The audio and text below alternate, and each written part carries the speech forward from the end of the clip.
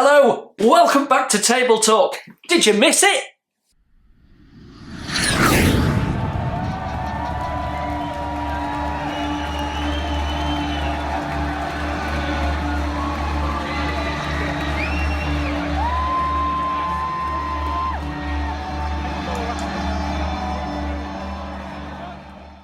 Well, I have to say I did. It's been a couple of weeks where we've not done a table talk. I did say in the week before that that there wouldn't be any for a couple, but some people appear to have missed that. And the reason is I've been on holiday. I've been away, so I wasn't able to film content. It's the school holidays here in UK, or it was. It's over now. So a lot went on. School holidays, Whit week, generally one of the best weeks in the year for weather, for sunshine. And for the last 9 consecutive years that we've been away as a family, we've always had good, dry, warm, sunny weather. This year was a bit different, but I can't grumble as it's 1 in 9. So, yeah, so we went up to Northumberland.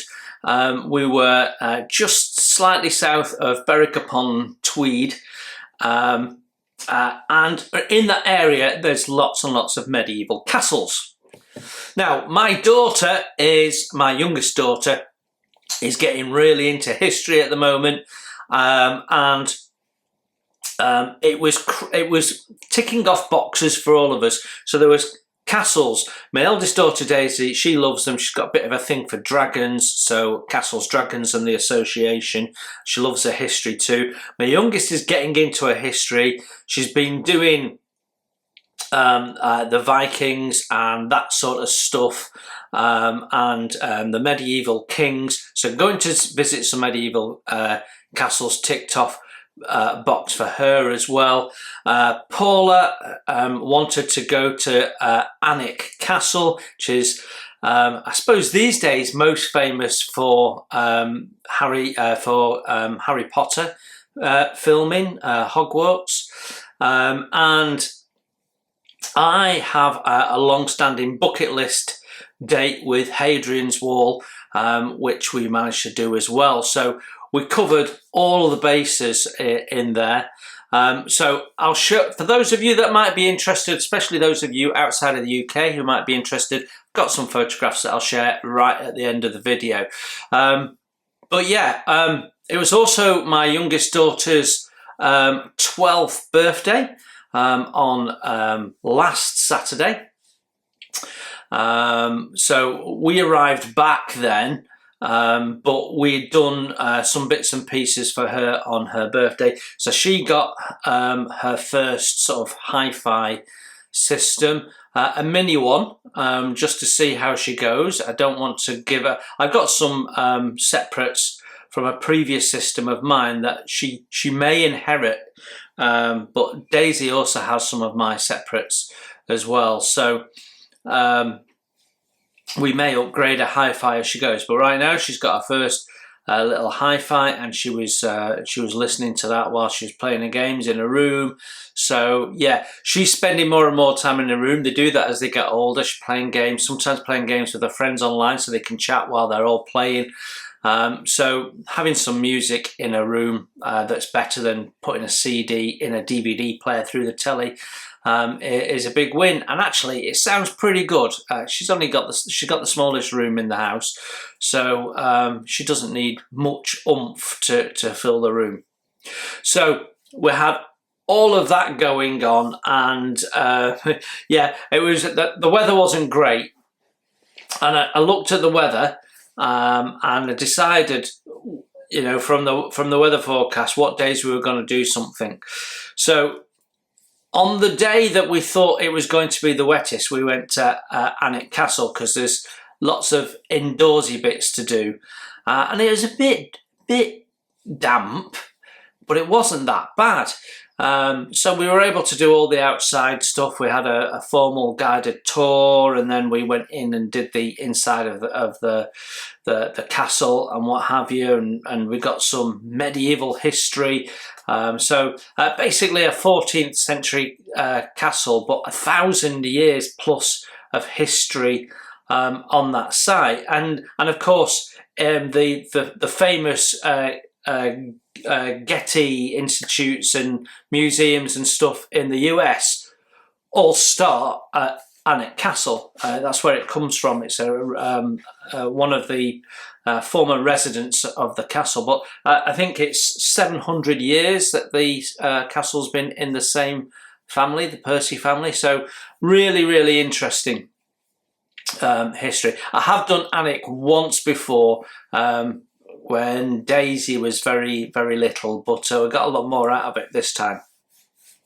And they also have some quite stunning gardens, including a poison plant garden, which I didn't go in this time, but I remember going in previously. So if you ever need any tips, that's the place to go. Anyway, moving on from that, so it wasn't so bad.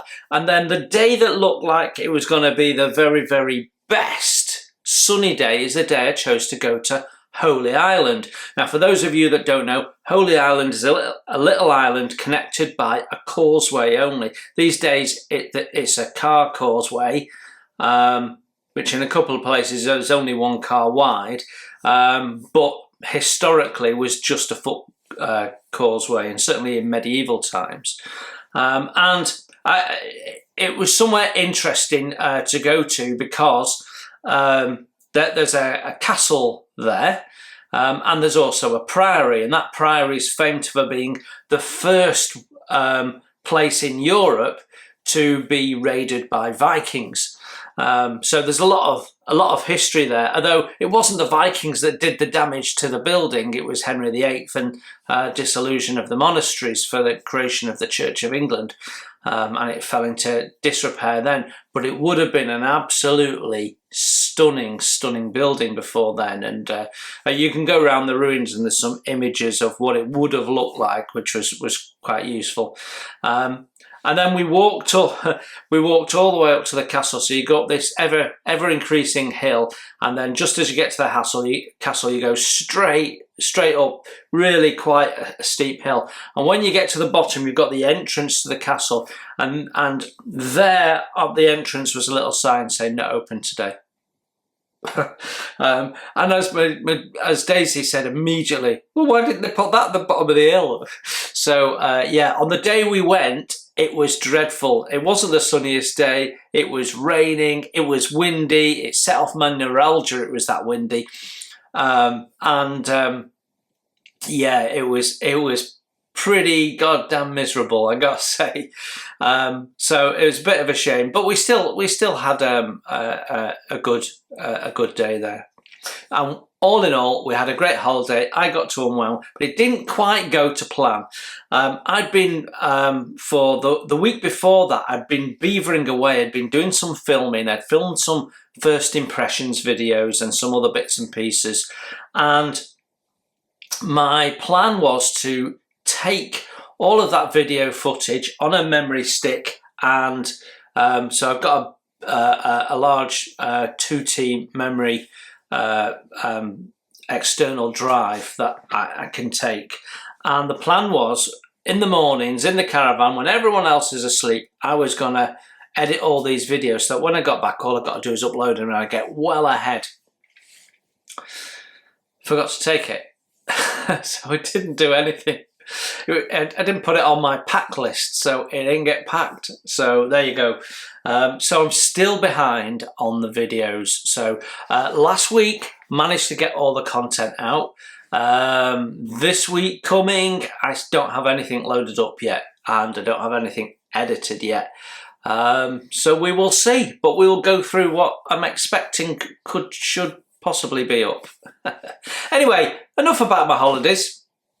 You're more interested in the models. So obviously there was no modelling going on last week But the week before, when there wasn't a table talk video, and I didn't do a table talk video so that I could use the time on filming some other content, there was some modelling. So on the Sharn horse, we are now well underway with deck fittings. So this little box here has got the next load of deck fittings all cleaned up, ready for paint. These here are ready for a bit more paint, so they need another colour other than the dark grey. So there's a red one and some natural hemp, and then I've got some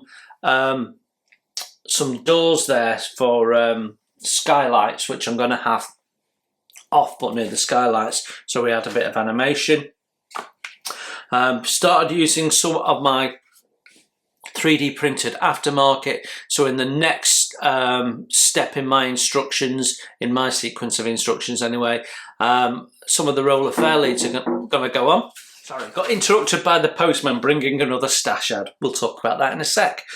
So I've got some 3D printed roller fair leads, which are such a nice product. So these people, Bunker Studios, make some lovely, lovely stuff for your ship kits. So that's where we've got to with the Sharn horse. I'm going to leave her up there for now. I'm not bringing her down. On the B17, I will send out an update video. I'm not sure when. I might do it during the course of the week. Or I might do it on Sunday. I don't know. But we'll have an update video. As you can see, I've started putting paint down. So where I'm up to is fuselage, wings, tail, and turrets all done. Everything's installed with the exception of the turret under the nose, which we can install after painting, and it's helpful if you do, I think. The guns are installed for one of two reasons. One, either they need to be, because you won't be able to install them afterwards, or in the case of these side ones, they've been installed as part of the masking, so to help mask up the holes a little bit, because the masking set I've got had little cutouts. Now obviously I could stick a bit of masking tape over the top, but I thought might as well put the guns in, fix them in, and then it saves any problems of trying to install them. I'm having a problem with this top turret. So my Montex masks kept flipping up. So there's quite a tight curve on the top of the turret, and then a short distance before you've got some framework. And the result is there's not enough adhesion for the Montex masks and they flip up. So I decided to make, you'll see all this in the build video, I decided to make my own paper masks. So I took the Montex ones off, stuck them on some masking tape, cut around and made my own. And they're doing exactly the same thing. So that the shape just doesn't hold for masking. And these front ones here have got a similar problem. So it's a case of press it down with your finger, do some spraying, and then move away. So, and hope for the best, I think, with that. Yeah, I can't, I've really struggled, unfortunately, with that particular area. I've had another issue, probably of my own making, but I don't really know, because I've got a missing front gun. Now, the gun's installed from inside the panel. So there's a panel here, which is a clear panel. So you pre-paint it, install the gun, then put the panel in, and it was there. And then I'm doing some priming, and suddenly it wasn't there. So I can only imagine I've knocked it and it's gone inside, but there ain't no rattling.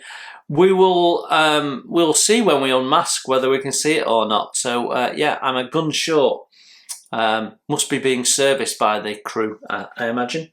Anyway, so what I've done is I've done a white prime locally in the areas where we're putting the yellow down.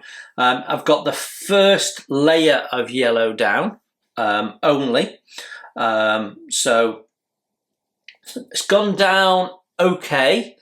I didn't quite get the air pressure right, so it was a bit dusty, a bit dry, and I think the paint was probably slightly on the thick side. I haven't worked with Tamiya lacquers in an airbrush very much at all, so I'm still learning some of my way around it a little bit. But it's gone down okay. I've given it a bit of a rub down with a 7000 grit and polished it up, ready for the second go. So yeah, all looking good. So we'll give it a second coat, and this has been on now for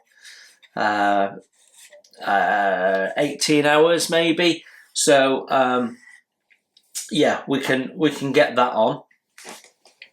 And then we've done also with white lacquers, where we're going to put the paint masks, and I've started putting the paint masks on. So my first stars and bars is on there with the white done. So we just need to remove that bit and do the blue, but I'm going to leave it on there. That the plan is that we will leave that on there when we're putting down the black for the main aluminium body colour.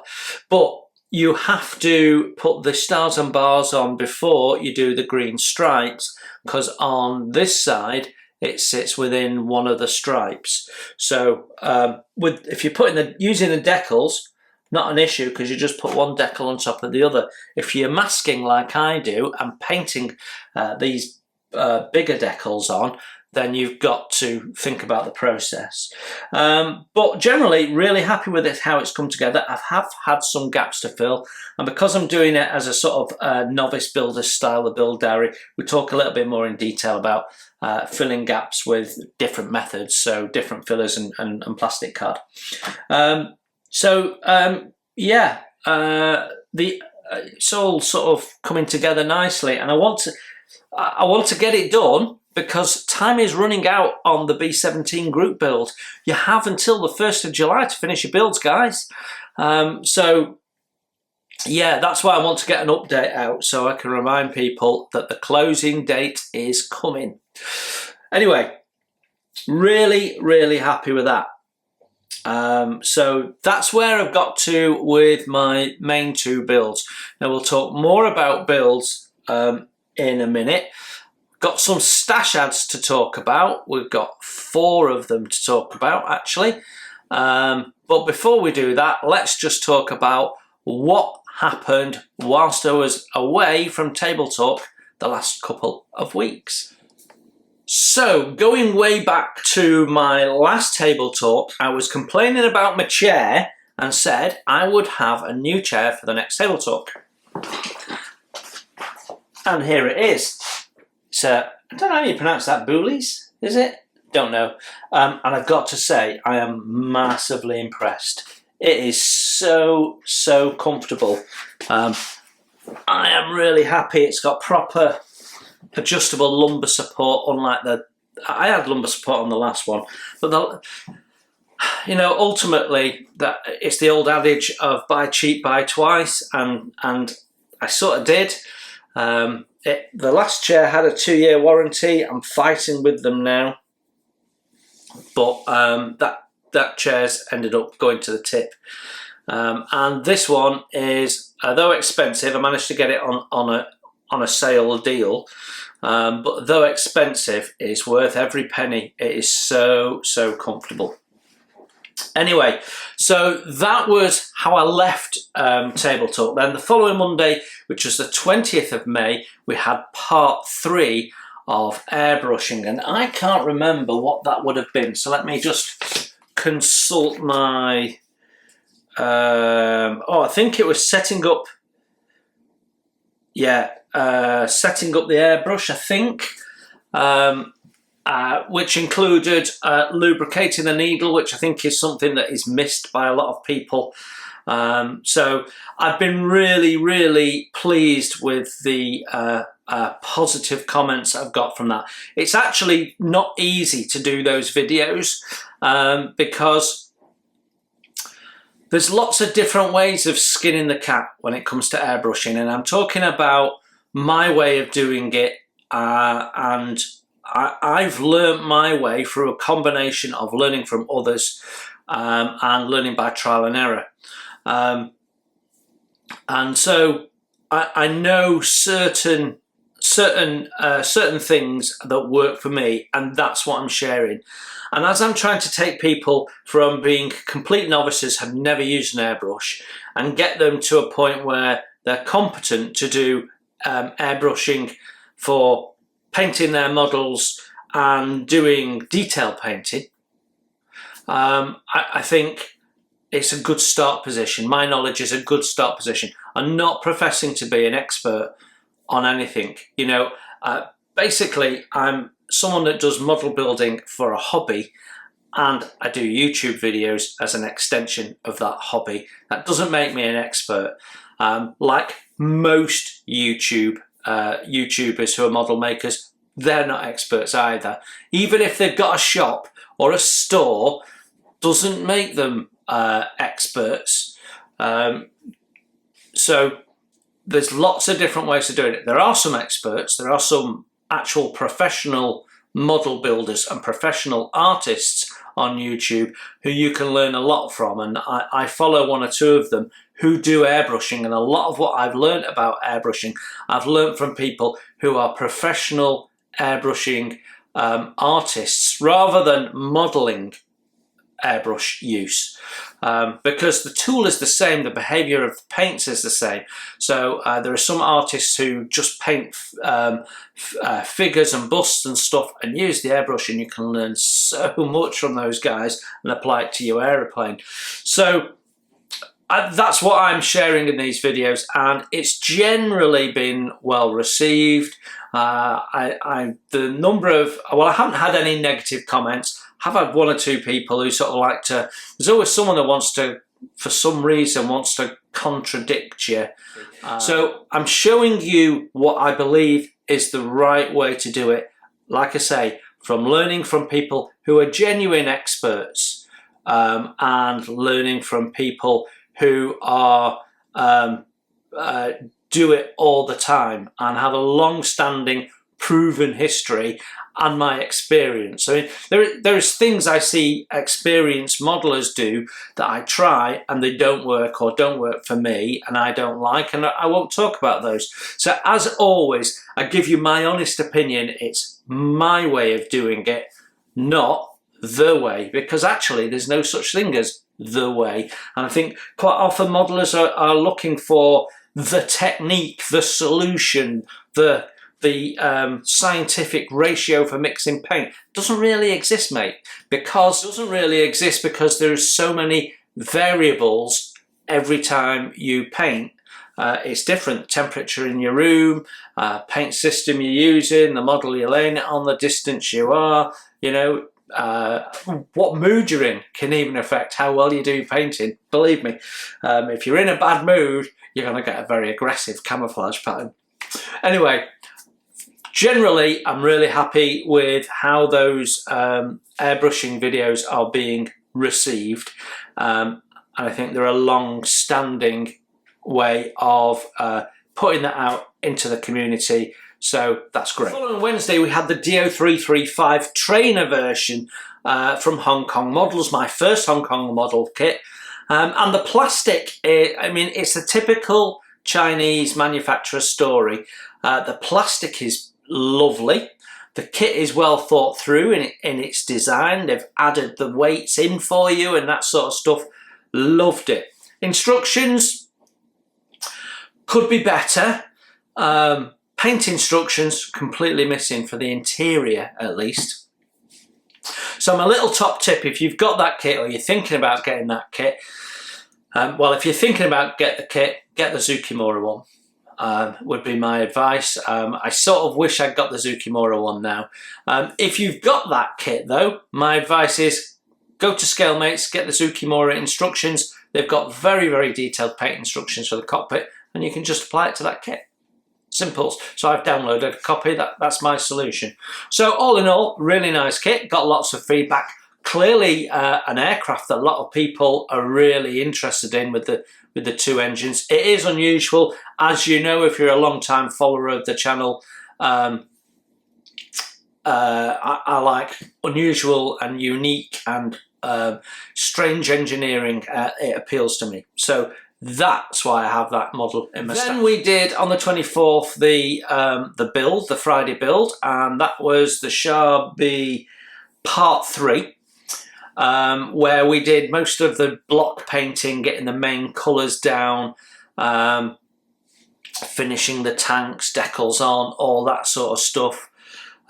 So you have one more episode of Sharby to come. Now, I had originally planned to do it the following week, but that Friday we were coming back from the holidays. We'd been to Hadrian's Wall that day, and an area with a fort and what have you. Show you some pictures, like I say, at the end.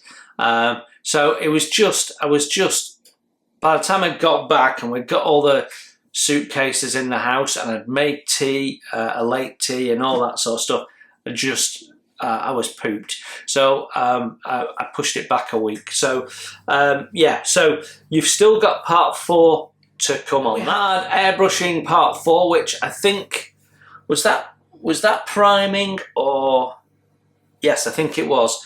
So I think that was priming, and I deliberately did priming separately to painting because it's a different beast. You do different things with your pressures. There's a real emphasis on working quickly and keeping your airbrush clean, so that you don't create issues, because that stuff is designed to stick, so it sticks to your airbrush. So that's why I set that little 2-minute window. I always do that with my priming. I do a little 2-minute window, and what I tend to do is if I've got a lot of paint left in my paint cup, is I tip it back out into my palette. Then if I need to, I give the brush a little bit of a clean and a blast through and check everything's okay, and then we can put it back in. But any longer than that and it starts to dry around the edge, and it's a devil to get off, and you risk getting lumps in your paint. So that's why we do that. So so that was that then on the Monday, and then I think we had Endeavour Part 15 came out. So that's progressing really nicely. And then on the Wednesday, which was the sort of the last video to come out, it was the Gecko figures.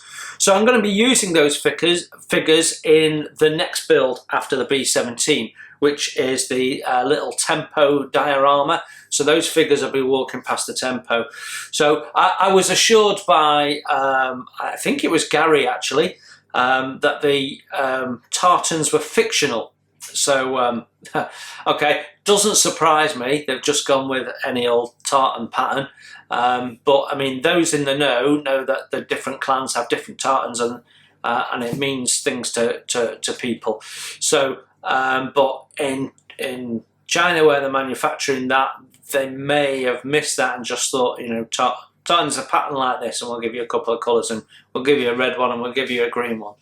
So yeah. Anyway, we will be using those figures, which means we'll be doing some figure painting for the first time on the channel as soon as this finishes. So I'll be starting to do that in July. So that'll be interesting, because the last time we did figures, someone else painted them for me. This time I'm going to be doing it, and I'm going to be showing you my way of doing it. I'm okay at figures, but I want to get better, is where I am. So that'll be a perfect excuse to get more and more. So that was a nice set of figures actually, a little photo etched strapping and stuff like that. Really, really nice. So yeah, nice set of figures, and nice to see some different figures coming out, and several people said that, and I wholeheartedly agree. That then gets us up to this week that's just gone. We kicked off with airbrushing part 5, which was the first steps into painting, and I very much wanted to break it down a little bit. You quite often see people do, right, you've got this airbrush, now what I want you to do is practice your fine motor controls. No. Practice getting paint through the airbrush and getting paint on your model is where you need to be. It's about building up confidence, and I think if you try and run before you can walk, that knocks your confidence. And that's the reason why there's so many airbrushes in drawers unloved, and it's because people have taken bad advice or don't understand how to solve some of the problems. So the next video will be airbrushing problem solving.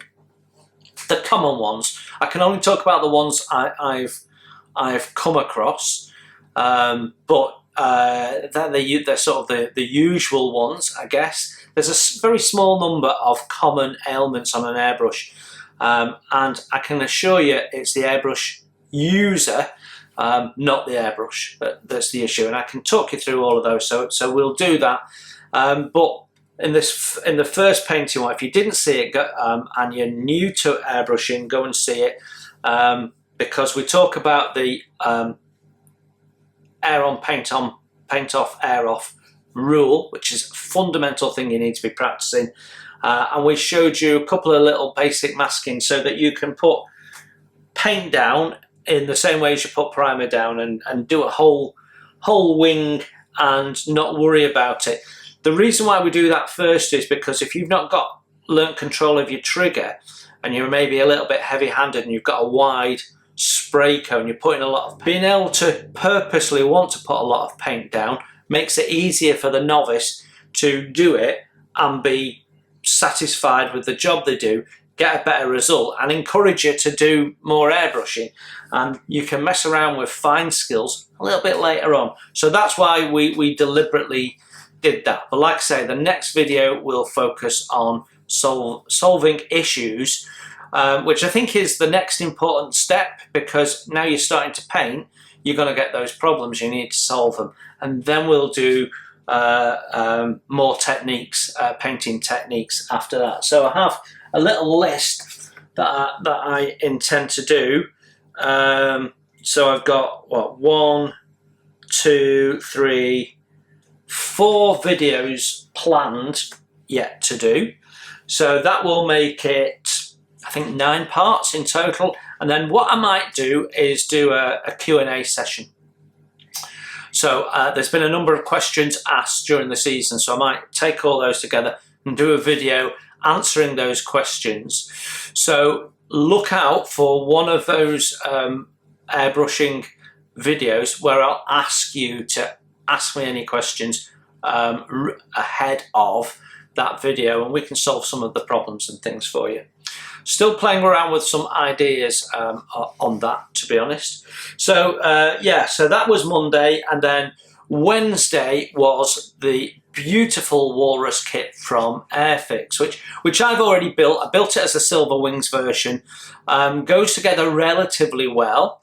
There's a little bit of the mounting points for the engines on the wings need a little bit of sanding to sit nice and tight, but otherwise it goes together beautifully. It has lots of interior detail, almost none of which you'll see. But I went to town last time with an Edward edge set, and it's a lot of money when you see about three of those parts. So it's just not worth it. So I'm going to build it straight out of the box next time. The weakness of the kit is the wheels, so I might get the brassy wheels again, and maybe not use the spoke version this time, but use the hubbed cap version. So yeah, it's a beautiful kit. Nice to have it again. We will definitely build it on the channel. That's not going to be one that I sell. So yeah, that pretty much gets you up to date until last night, when we finished the Shah B with painting, final thoughts, and the final shots. So I really hope that you enjoyed that, because that was a build picked by you, the subscribers, and it's really interesting that only 5% of you have any interest in vintage kits. and yet that's the one that got selected to be built by the subscribers. So yeah, really, really interesting. But I enjoyed doing it. It's, as you know, the one that got away, so that's been ticked off. I can now officially say there isn't a Matchbox 176 vehicle diorama kit that I have not built, because I've built them all. So that was nice. So we have another subscriber build coming up soon. So when we finish this, we then go on to the diorama, and after that we'll be building the Space 1999 Eagle. And we're going to do that as a tribute build. So even though it was picked by you, and that's the reason we're building it, is because you guys wanted to see something different, which has been my theme for this year. But that kit was given to me by Wendy Hickson, who was a really nice subscriber to my channel. Used to join the Friday night videos and talk to us. We talked in the background a little bit. Lovely, lovely person. My understanding is that she has probably passed away. Certainly not heard anything from her since February, so that all rings true. So as that kit was given to me, I know there was a Wendy Hickson build going on. I believe on Facebook. I don't follow any modelling on Facebook. It's a right pain in the butt, to be honest. I used to have a modelling Facebook page aimed at beginners, and I closed it down because of the number of keyboard heroes who are just a pain in the butt. So difficult to manage Facebook compared to YouTube. So even my personal Facebook, I only dip in and out of it occasionally. So I don't do much on Facebook, to be honest. So I believe there was a Facebook page for tribute builds for Wendy, and I don't know how or who was running that. But apparently, when I've done my build, I can add it in. But I'm not sure. You know, when my experience of Wendy was personal to me, I didn't experience her through any other channels particularly. I think she actually came across from Nigel's channel. Yeah, I will do the build on behalf of her, who gave me the kit and was a lovely person, and truly is missed as a follower. Now that brings me nicely to my subscribers and you lovely people out there. So as always, if you're one of my new subscribers, a big welcome to the channel. It's lovely to have you. I'm very grateful for the subscription. This time of year, subscriptions tend to fall. People are out doing things. For many people, actually, modelling is a winter hobby. And so I see the footfall come down, how many people are watching the videos. I see the number of subscribers per month drop from my average to below average, and because I've not put some videos out over the last couple of weeks, that's dropped a little bit further, but I'm not worried about it. So that also means the revenue drops a little bit as well. So as always, the hobby's full of lovely people. My revenue went in this month, and that contributed to some stash ads. And then a couple of people have very kindly donated to the channel. So if you want to donate to the channel and help me be able to film more content for you, and I do occasionally ask you what you want to see, and I get very little feedback other than keep doing what you're doing, which is great. But I will be asking you soon about things like tool videos and stuff like that, where you want to go. I'm sort of running out of ideas. I'm running out of tools. I've got a couple of things that I'm planning on getting soon, so I will have a few more. But when the Airbrush thing finishes on a Monday, I'm sort of a little bit out of ideas. So you know, we've got a month and a half to think about that. But yeah, there are one or two of you who like to donate and keep the cameras running, and if you want to do that, the best way is to use my PayPal. You'll see the link to my PayPal in the bottom of all of my videos unless I've forgotten to add it, and I get 100% of what you donate into the channel if you do that. If you do it by other means, super chat, super thanks, I get 60% of it, and YouTube gets 40% of it. So less goes into the channel. So if you do a £2 super thanks, you know, I'm not getting £2. The channel's not getting £2. So as always, any money that gets donated goes into the channel. It's a separate budget. Don't use it for personal stuff. You know, this chair, I paid for that myself. That didn't come out of the channel funding, because I use it for work, and it's effectively my office chair as well. So I paid for that personally. So it's mainly going on kits. That's primarily where it goes. And I've got some pre-orders that I've been able to do only because of the donations, because the day-to-day running revenue is got to pay for sundries like glue and paint and paintbrushes and those bits and pieces. They do buy kits, but on its own, it wouldn't quite keep the channel where it's going, and I'd have to contribute a bit in. But at the moment, we're sort of treading water. But the summer will be tight because less people are watching videos, and then it'll ramp up a bit in the winter. So it's a bit seasonal, YouTube videos, or certainly for this hobby. Anyway, we have some thanks to do. So here is the thanks. If you donate some money to the channel, I will give you a personal thanks in Table Talk, like I'm about to do. So a massive, massive thank you to Graham Hendry and James Carnahan. Both are regular contributors to the channel, and it's massively appreciated. As you know, those donations do go such a long way to keeping the channel content going, and I've got so much stuff I want to share with you guys that, you know, really want to keep these cameras running. So a massive, massive thank you to you. I also got a super thanks from, I'm just going to read it off my computer because I want to get it right. Big Evil Twids. So whoever you are, thank you very much for the super thanks. Massively, massively appreciated. And you know, if you've been watching any of my YouTube videos, like the airbrushing ones, and you've learnt something and it's useful for you, you consider dropping me £1 or so as a thank you. It all adds up. It all helps. So don't feel like you've got to put £5 in, £10 in, or something like that. I mean, you're welcome to if your budget stretches to it. And some people do it.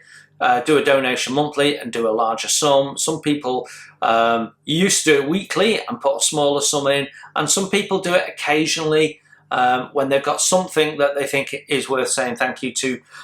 So that's grateful. But most of you watch my videos for free, and that is why we have a zero tolerance for ignorance and trolling and naysayers. So it's complete zero tolerance. You just get blocked. It's not 3 chances. It's if you come onto my channel and I have a small uplift in them in the last couple of months, inevitably with new subscribers, 1 or 2 of them are going to be idiots.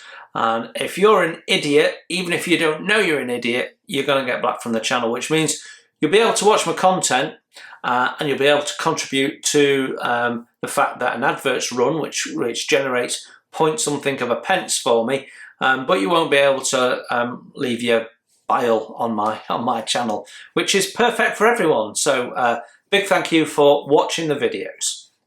Okay, so with all that said, I've got 4 stash ads, and 2 of them are classics, and I'm going to show you those in future videos. I'm going to show you 2 today, and then I'll show you the other 2 over the next couple of table talks.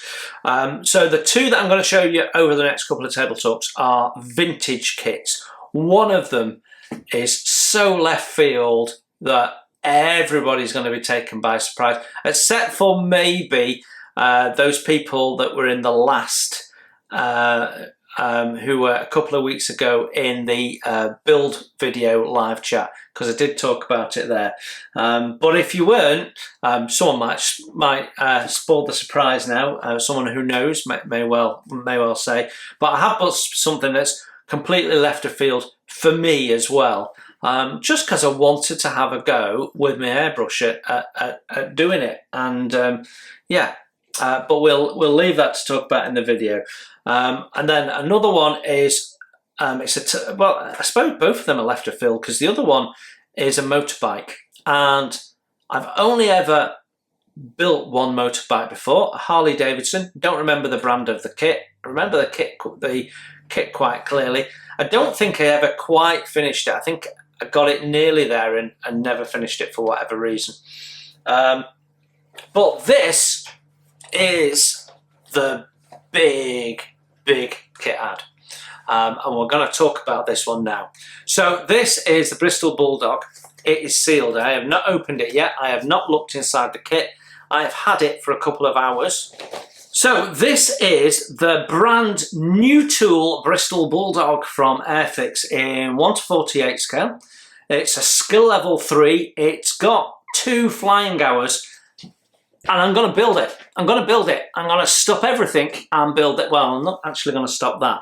But the way I see it is the paint system for the B17 I can also use on this, because it's primarily silver. So I can use the same paint system and paint it up. I'm not going to do the one on the box art. Comes with 3 options, and I'm going to go with paint scheme B. Let's see if we can show you that. Get that on camera. Paint scheme B. It's got wiggly lines on, and I like the idea of the wiggly lines. So yeah, am I going to do a first impressions? Yes, you might see the first impressions. I'm recording this video quite early because I'm busy in work for the next couple of days.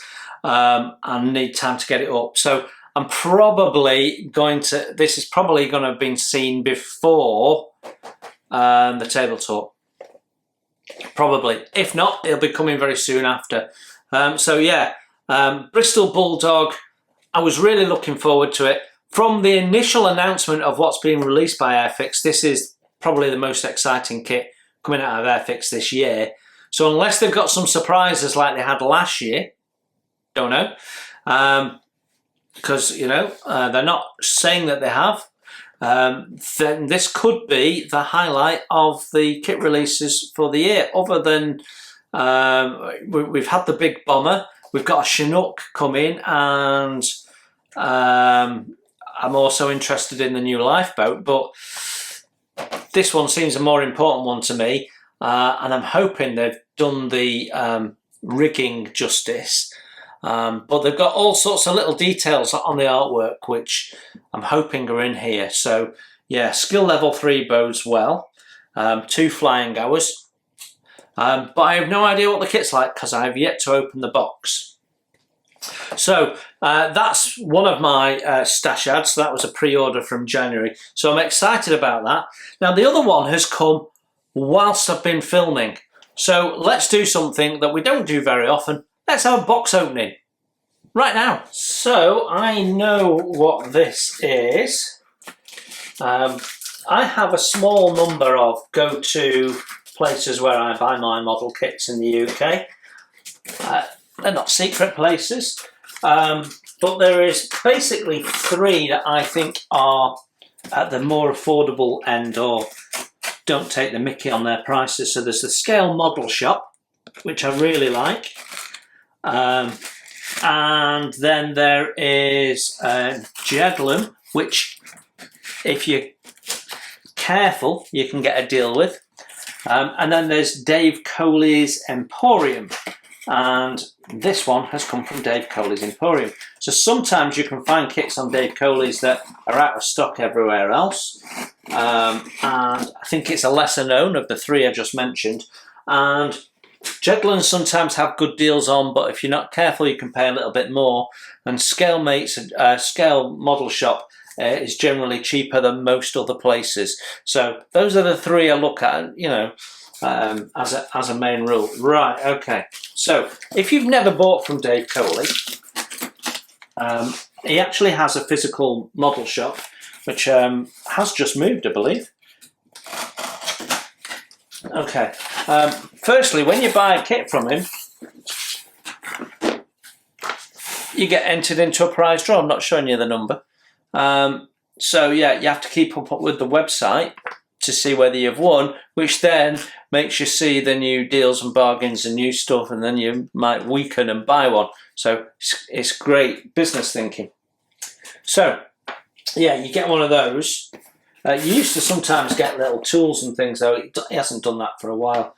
And then in the box, the latest stash ad is that HMS Hood 15-inch guns. So this is turret B. So yeah, very, very nice. So this is a tack-on kit. You can tell because the lid doesn't fit. Look at all the play in the lid. So yeah, there's been a number of these big guns gone out, and the Bismarck one I thought was a bit underwhelming. The Yamato one had a little bit of interest on it, but didn't really speak to me. And they did Yamato anchors as well. What's weird. But the Hood one, I think is quite interesting, and you've got all sorts of options with the turret B because it did change its configuration a little bit during its life. So I don't know whether those options are built into the kit or not. So yeah, that is my latest stash ad, quite literally. So yeah, looking forward to having a look around that, and we'll be doing a first impressions with it. So let's talk about the week ahead. Monday is unlikely to have any video at all because it's the next part of the airbrushing series, and I haven't filmed it, and I don't want to rush it. I want it to go out as a well-considered video. So I might film it over the weekend, and as a result of that, I might be able to get it up in time for Monday. So there's a possibility that you'll be getting airbrushing part 6, is it? But I wouldn't hold your breath. I think it's more likely that we'll skip a week and have nothing on the Monday. So that will then get us to Wednesday, when I plan to have a military vehicle kit out for first impressions. It's a relatively new tool from a manufacturer that I have reviewed a couple of their kits now, and I really love their kits. So I've been looking forward to this particular release. Then on Friday, I'm probably going to put the next instalment of B17 up, I think. I've got material for B17 or for Scharnhorst, and I know you've not seen either for a couple of weeks. And in fact, if I look at my spreadsheet, we've had Char B. So last one was Scharnhorst before the Char B. 2 weeks of them. So we're due another B17 anyway. So we'll get a B17 one out. Because it'd be nice if I could finish the build videos as early as possible after the 1st of July. But yeah, so if you have completed your B17 build, by the way, take some photographs ready for when I ask you for them, because we're a couple of weeks away from me asking for photographs of your finished builds. Get them finished! Get them finished! Yeah, I'm worried too. We'll get there. So yeah, that's the plan for next week, and that brings us nicely up to the next table talk. So it's been lovely to be back on camera for you guys and talking to you about what's going on and what's coming up. Next week I'll be showing you one of the vintage classics. Not going to tell you which one because I don't really know yet. But yeah, that's where we're up to, and 2 stash ads this week. So yeah, and I am probably going to switch the camera off now and have a poke around in these boxes. Right, thanks very, very much for looking in. You enjoy your modelling. Have a fantastic week. Hope to see you through the week in the comments, and bye for now. Thanks for watching. Please hit the like button and subscribe if you haven't done so. It's free, and that way you won't miss my first impressions, my tool reviews, my product reviews, and any of my builds, including wooden model kits as well as plastic. It's all free, and if you'd like to support the channel, you can hit my PayPal link in the text below. Every pound goes straight into the channel to keep the cameras rolling and to do more fun stuff for you to watch.